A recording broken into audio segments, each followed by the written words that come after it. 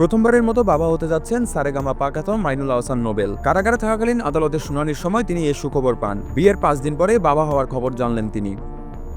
ঢাকার metropolitan magistrate মেহেরা মাহবুব নোবেলের এই জামিন মঞ্জুর করেন। জামিন শুনানিতে উপস্থিত ছিলেন নোবেল ও ইডেন কলেজের ছাত্রী। আদালত থেকে বের হওয়ার সময় নোবেল ও তার স্ত্রী একসঙ্গে ছিলেন, একে অপরের হাত ধরে হাঁটেন। তাদের দেখা যায় হাস্যোজ্জ্বল মুখে। সাংবাদিকদের এক প্রশ্নে নোবেলের স্ত্রী জানান, নোবেলের বিরুদ্ধে তার কোনো অভিযোগ ছিল না। ভুল বোঝাবুঝিতে বিষয়টি আদালত পর্যন্ত গড়ায়।